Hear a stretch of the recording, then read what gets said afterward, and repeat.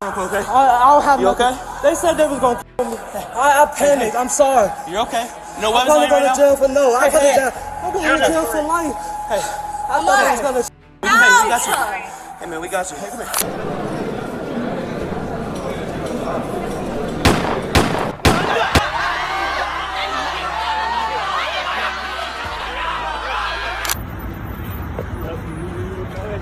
I swear, I love you more than you imagine. In this video we look at two tragic cases where celebration turned into chaos, and rejection turned into murder. The first, Sean Jackson. A proud high school graduate walked out of his ceremony with his stepfather, ready to celebrate a new chapter, when bullets tore through the crowd. Within moments, Sean and his stepfather were dead. The gunman? Not a stranger but someone Sean once called a friend.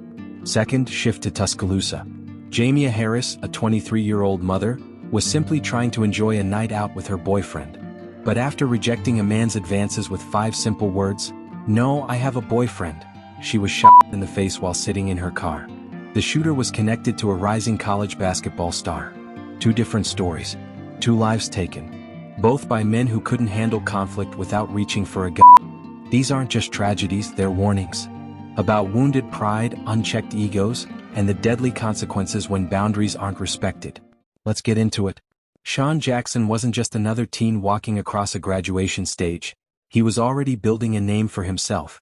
Known in Richmond's local music scene as OTG Sean, he had released 8 rap albums by the time he turned 18. Music was his way of telling his story, raw, focused, and deeply personal. His lyrics spoke of ambition, struggle, and hope. But behind the mic, Sean was still just a kid with big dreams. He had spent much of his senior year in a virtual homebound learning program, kept out of school for safety reasons, but determined to finish on time. And he did. Despite everything, he earned his diploma and was looking forward to his graduation party that evening. His family meant everything to him. His mom described him as respectful and full of life. His stepfather, Renzo Smith, was a steady presence, 36 years old, a former military man, and the kind of person who showed up quietly and did what needed to be done. He wasn't flashy, but he was always there, driving Sean to events, helping him stay on track, standing beside him as he received that diploma. That day should have been a turning point. Instead, it became a final chapter. A young man with potential and the man who helped raise him, both taken in seconds. Sean Jackson and Amari Pollard grew up together. They met around the age of 8 and quickly became close. It was the kind of bond that felt more like family than friendship. Amari spent countless nights at Sean's house. He ate meals at their table. Sean's mother gave him rides, opened her home, and treated him like one of her own. I just want to know why. I have fed you. You have slept in my house. I have gave you rides. There are no words enough to amount to taking my husband and my son from me. Like, why? For years it seemed unshakable. But somewhere along the way, quietly and without warning, things changed. In the year leading up to graduation, tension between the two started to surface. There were rumors of arguments, online exchanges, and possible neighborhood disputes. Some said it was over music. Others thought it was more personal. Still, nothing about it seemed serious enough to raise alarms. Sean never told his family that he felt unsafe. No one in the house suspected anything. So when graduation day came, they had no reason to think danger would follow them to the ceremony. But Amari showed up. He watched from a distance. Then he left, walked to his car, retrieved a gun, and returned, blending into the crowd just as students and families poured out into Monroe Park. Longtime bonds don't always protect against buried resentment. And that day, history between two boys who once shared everything turned into something deadly. If you're finding these stories meaningful or informative, please consider subscribing to our channel. It really helps us keep bringing you more content like this. On June 6, 2023, it was supposed to be one of the happiest days in Sean Jackson's life. Outside the Altria Theater in Richmond, the crowd of students and families spilled into Monroe Park. Laughter, photos, hugs. Sean had his diploma in hand. His stepfather, Renzo Smith, stood proudly at his side. Then the gun got started. In a matter of seconds, celebration turned to chaos. People screamed and scattered. Some hit the ground. Others ran for cover. Witnesses said the shots came fast, one after another. In the confusion, Sean was struck multiple times, including at least once in the back. Renzo was hit too, likely trying to reach or shield his stepson. Neither survived. 5 more people were hurt, some injured in the rush to escape. A 9-year-old girl was hit by a car as she fled with her family. Police, already stationed nearby, responded within seconds. But the damage had been done. Amari Pollard, the shooter, didn't disappear into the crowd. He walked away, entered a nearby parking garage, and eventually surrendered to police. Shaken, rambling, he told officers, "I thought they were going to kill me." He dropped the gun. They took him in. It all happened in less than a minute. But the consequences would ripple far beyond that day. Okay? I don't have You nothing. okay? They said they was gonna kill me. I panicked. I'm sorry. You're okay? No I'm weapons on gonna you go right to now? jail for no. I put hey, it down. I'm going to jail for life. Hey, I thought it was gonna. hey, we got you. Hey, man, we got you. Hey, come here. I thought they was gonna. Yeah, got you, man. we need to block off the president. We need broad street down here. We need Can you put me in a car or something? I'm scared. Yeah, please put him in the I got you. car or something so we can get him to our car. My car's up that way. If you want to go grab it, hey, just hang out here. Please, I can't stay here. Follow me. No. Did you? Are you No, I'm not. shoot at all? If you did, it's okay. I did. I thought he was gonna kill me. He was gonna crush him. You're good. We got you. Hey, stop. Hey, right here.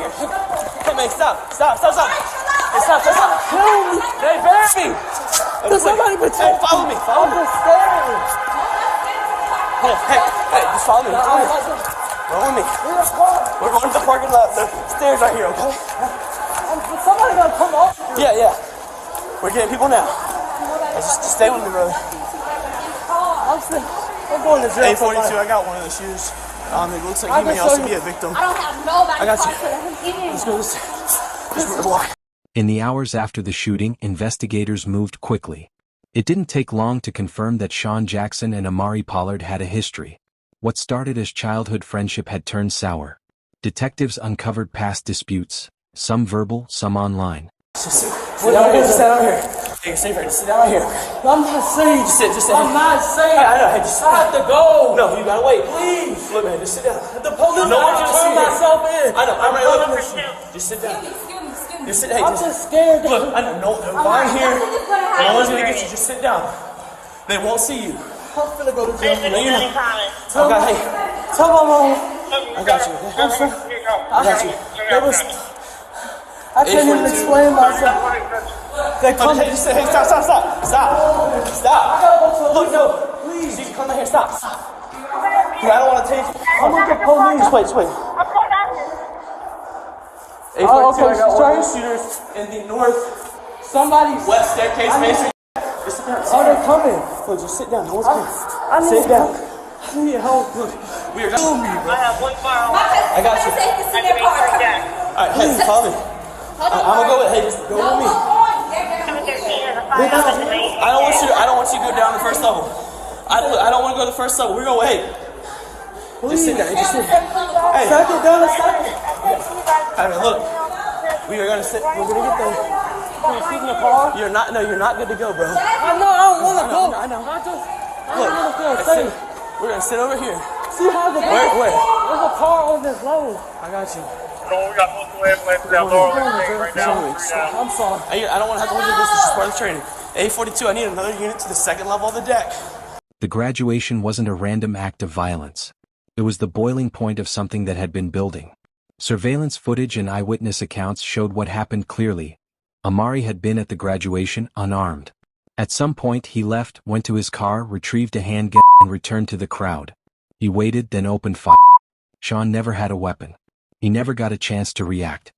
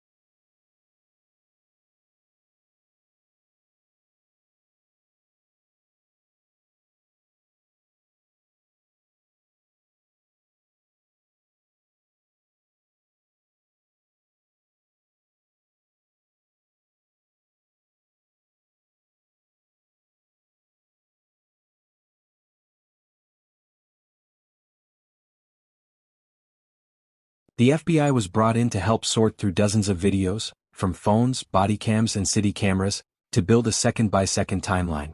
It showed Amari's movements, his positioning in the crowd, and the moment he raised the gun.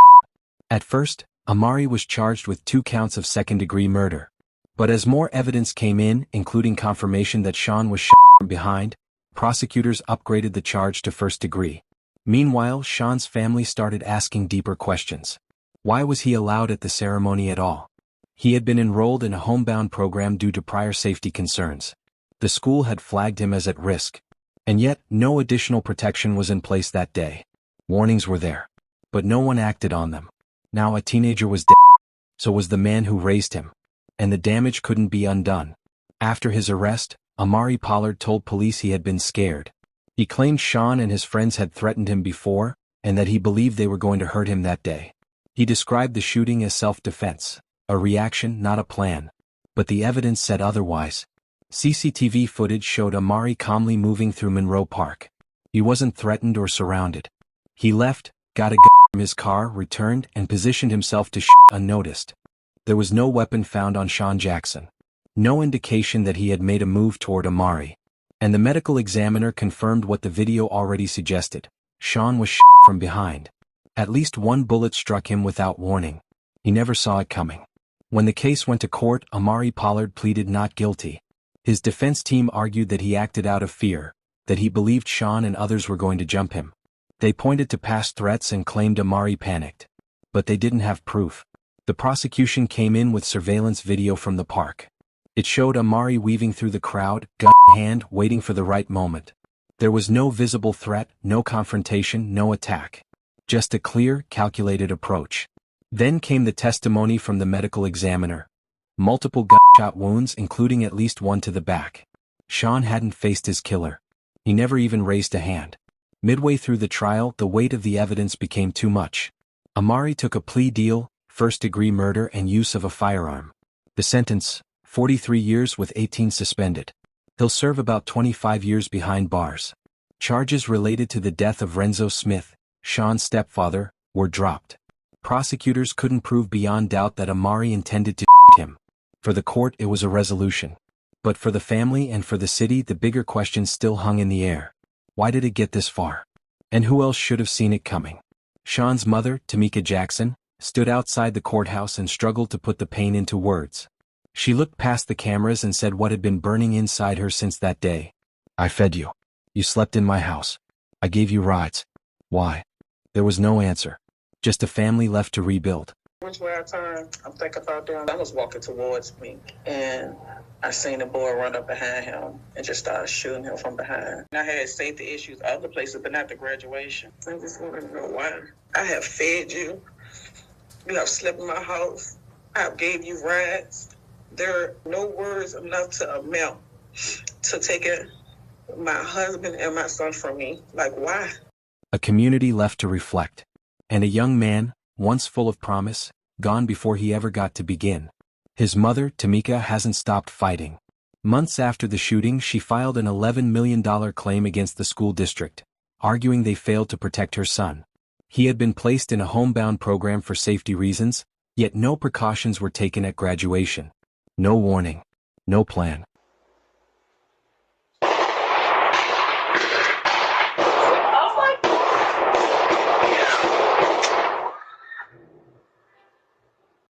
On January 15, 2023, a 23-year-old Jamia Harris, a young mother from Birmingham, went out for a night of fun in Tuscaloosa with her boyfriend and cousin. They laughed, took pictures and headed home like any normal weekend. But within hours, Jamia would be dead, shot in the face while sitting in the passenger seat of her Jeep near the University of Alabama campus. And the reason? She said 5 words no woman should ever fear saying. No, I have a boyfriend. What should have ended as a harmless rejection escalated into a deadly confrontation, one that involved a University of Alabama basketball player, his armed friend, and a loaded ego that couldn't take no for an answer. What happened that night would lead to capital murder charges, national headlines, and a courtroom full of shattered lives. In this video we break down the night that changed everything, the investigation that followed, and why the justice system is still trying to answer one heartbreaking question. How could saying no cost someone their life? Jamia Janae Harris built her life in Birmingham, Alabama. At just 23, she had already made a name for herself as a devoted mother, a hard-working young woman, and a bright light in the lives of those who knew her. The same streets that shaped her childhood helped mold her into the woman her family proudly remembers today. Jamia Harris wasn't just a young mom, she was a bright, driven woman. A proud Winona High School graduate and former cheerleader, she was known for her energy, leadership, and the way she lifted others up. Even as a little girl, she called herself Princess Jamia, a reflection of the confidence that stayed with her through life's toughest moments. That strength guided her when she became a mother to her son, Kane, who was just 5 when she died. Jamia worked overnight shifts at Amazon but always made time for Kane. From bedtime routines to teaching him how to ride his first bike, she poured everything into being a good mom. Her mother said it best, she got up every day for that little boy.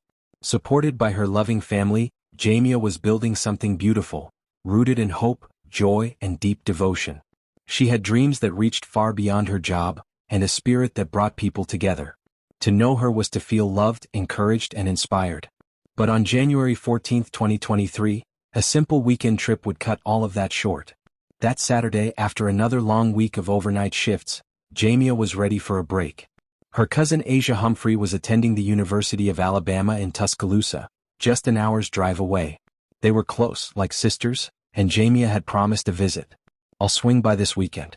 "It's been too long," she texted Asia earlier in the week. Her boyfriend, Cedric Johnson, would come along. They arranged for Jamia's mother to watch Kane while they were gone. As her mother hugged her goodbye that morning, she offered a simple wish: be careful and have fun. Neither knew it would be the last time they saw each other.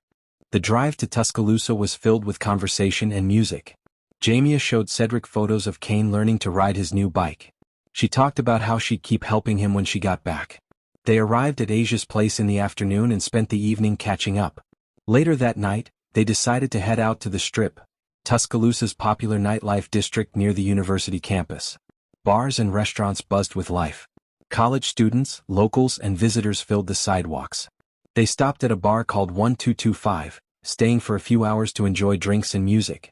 Around midnight, hunger set in. They left the bar and walked to a nearby food shack. The air was cool but not cold. Asia and Jamia returned to their Jeep to wait, while Cedric stayed to grab the food. Jamia took the passenger seat, Asia sat behind the wheel. The music played softly through the car speakers, and the windows were cracked slightly to let in the breeze. They chatted about visiting campus the next day, maybe catching a basketball game or doing some sightseeing. Jamia even FaceTimed her mom briefly to check on Kane and share how the night was going. Everything felt calm. Until 2 men approached their car. These weren't random strangers. One was Darius Miles, a forward on the University of Alabama basketball team. The other was his longtime friend, Michael Lynn Davis. Davis began dancing near the car, trying to get the women's attention through the window. His behavior quickly became invasive. Jamia and Asia told him, clearly and respectfully, that they weren't interested. "We have boyfriends. We don't want to talk." They repeated it, but Davis didn't back off. Instead, his tone changed. He leaned in and muttered, "You don't know who I am. You don't know what I do. I smack people." Cedric, who returned during the exchange, stayed calm. "We're just waiting for food. We don't want trouble." But Davis wasn't finished. He repeated the threat again. Cedric urged the women to leave, but they waited for their food, not realizing how quickly things would escalate. Moments later, as they tried to pull away, they realized Davis and Miles had used their car to block the Jeep in, preventing them from leaving. Then Davis returned, this time with a gun. What Davis didn't know was that Cedric was also armed and licensed. When Davis raised his weapon, Cedric fired in self-defense. Davis fired back. Gunshots echoed through the Strip. As Davis and Miles fled the scene, Davis fired once more at the Jeep. That bullet struck Jamia in the face. Cedric, adrenaline racing, jumped into the driver's seat and sped off in search of help. Asia tried to keep Jamia awake, her hands pressed to the wound. They spotted a police cruiser near Bryant-Denny Stadium around 1:45 a.m. Cedric flagged them down, barely able to speak through his panic. He told them someone had shot into their car. But it was already too late. Jamia was pronounced dead at the scene. Police quickly locked down the area, collecting surveillance footage and interviewing witnesses. Cameras on the Strip captured much of the confrontation, footage that would later help prosecutors piece together what happened. Surveillance footage revealed 2 men approaching the parked Jeep, a tense exchange unfolding before gunfire erupted in the stillness of the early morning. What pushed the case forward so quickly was a crucial detail Cedric provided. He believed he had returned fire and may have struck one of the assailants. That piece of information gave investigators a solid lead. Within hours, hospitals in the area reported treating a young man for a non-fatal gunshot wound. That man was identified as 20-year-old Michael Lynn Davis, a Maryland native with no ties to the university. When questioned, Davis initially claimed he was an innocent bystander caught in random gunfire. But when investigators showed him the surveillance footage, his story began to unravel. The case took a shocking turn when Davis implicated Darius Miles, a junior forward for the University of Alabama basketball team. Text messages recovered from Miles' phone revealed he had supplied the weapon used in the shooting. The university moved quickly, issuing a statement that Miles had been removed from both the campus and the basketball program. Police arrested Miles at his apartment near campus. Bodycam footage captured the moment. Once a celebrated athlete, now in handcuffs, breaking down in front of the officers. His public image shattered as he sobbed uncontrollably, calling out to his mother who stood nearby, helpless. "I love you," he cried as they led him away. "I swear I love you."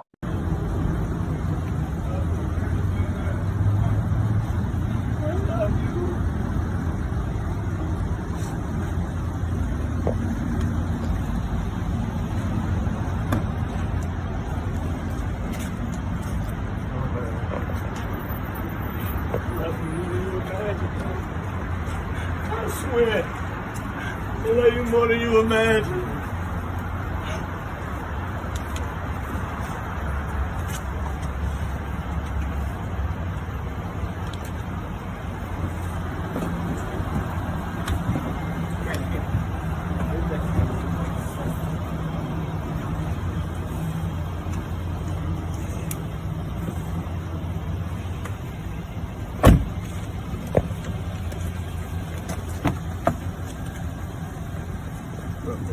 Within just 24 hours of Jamia's death, both Davis and Miles were booked into the Tuscaloosa County Jail.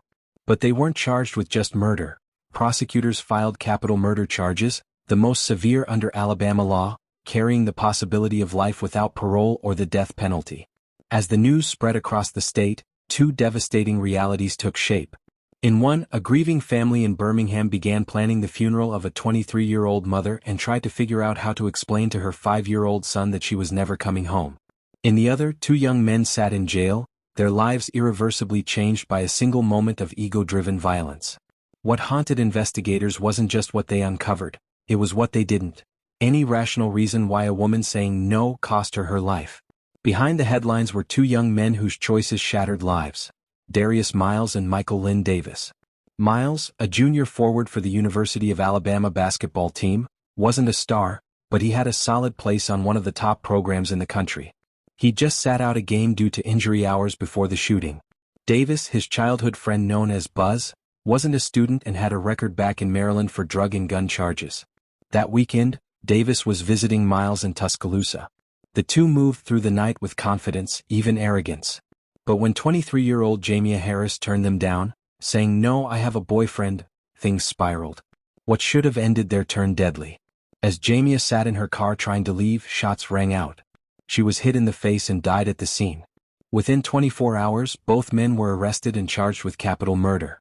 Surveillance footage, text messages, and ballistics all pointed to their roles. Miles provided the gun and Davis pulled the trigger. In court, Davis claimed self-defense, saying Jamia's boyfriend fired first. But in May 2025, a jury found him guilty. He was sentenced to life without parole. While the world focused on a fallen athlete, a little boy named Kane was left without a mother. Jamia's mother, DeCarla, had to explain the unimaginable to her grandson. "That sweet boy kept asking when she was coming home," she said through tears. Jamia worked night shifts at Amazon to support Kane. She was only 23 but determined to give him a better life. Her family raised money for his future, but no amount could ever replace her. Now, DeCarla speaks out about the dangers women face just for saying no. Jamia wasn't just a victim, she was a mom, a daughter, and a light to those around her. Her story is a brutal reminder that pride and violence have no place in response to rejection. "No sentence will bring her back," said her stepfather, "but we want people to remember who she was." Jamia's life mattered. Let her name live on, not as a statistic but as a call for change. Take care, stay alert, and we'll see you in the next video.